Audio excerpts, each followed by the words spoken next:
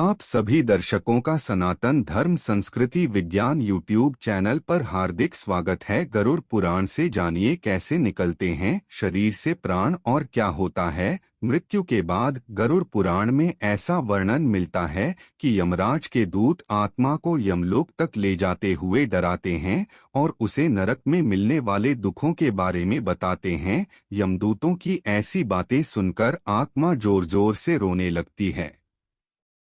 गरुड़ पुराण अनुसार भूख प्यास से तड़पती हुई आत्मा 47 दिन तक लगातार चलकर यमलोक पहुंचती है। गरुड़ा पुराना अधिकतर लोगों ने गरुड़ पुराण के बारे में सुना होगा। गरुड़ पुराण वैष्णव संप्रदाय से संबंधित है। सनातन हिंदू धर्म में मृत्यु के बाद इसके श्रवण का प्रावधान है। इस पुराण के देवता भगवान विष्णु हैं। गरुड़ पुराण के दो भाग हैं, पूर्वखंड तथा उत्तरखंड। पहले भाग में भगवान विष्णु की भक्ति का उल्लेख किया गया है और दूसरे भाग में प्रेत कल्प का विस्तार से वर्णन किया गया है। यानी इसमें मरने के बाद मनुष्य की क्या गति होगी और उसका किस प्रकार की योनियों में जन्म होगा, इन सब बातों की जानकारी दी गई है। गरुड़ पुराण के अनुसार जिस समय मनुष्य की मृत्यु होने वाली होती है वह बोलने की कोशिश करता है लेकिन बोल नहीं पाता है। कुछ समय में उसकी बोलने, सुनने आदि की शक्ति नष्ट हो जाती है। उस समय शरीर से अंगूठे के बराबर आत्मा निकलती है जिसे यमदूत पकड़ यमलोक ले जाते हैं। गरुड़ पुराण में ऐसा वर्णन मिलता है कि यमराज के दूत आत्मा को यमलोक तक ले जाते हुए डराते हैं और उसे नरक में मिलने वाले दुखों के बारे में बताते हैं। यमदूतों की ऐसी बातें सुनकर आत्मा जोर जोर से रोने लगती है। यमलोक तक जाने का रास्ता बड़ा ही कठिन माना जाता है।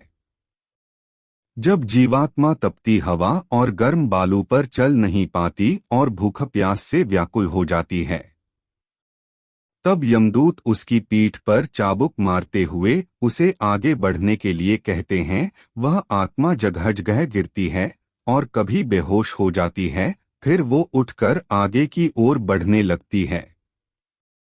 इस प्रकार यमदूत जीवात्मा को यमलोक ले जाते हैं। इसके बाद उस आत्मा को उसके कर्मों के हिसाब से सजा देना निश्चित होता है। इसके बाद वह जीवात्मा यमराज की आज्ञा से फिर से अपने घर आती है। कहा जाता है कि घर आकर वह जीवात्मा अपने शरीर में फिर से प्रवेश करना चाहती है, लेकिन यमदूत उसे अपने बंधन से मुक्त नहीं करते और भूख प्यास के कारण आत्मा रोने लगती है।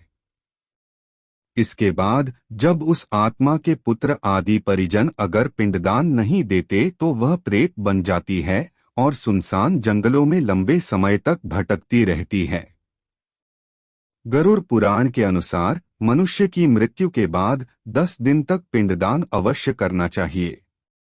यह भी पढ़े जानिए कैसे हुई गरुड़ की उत्पत्ति और किस प्रकार बना यह विष्णु का वाहन।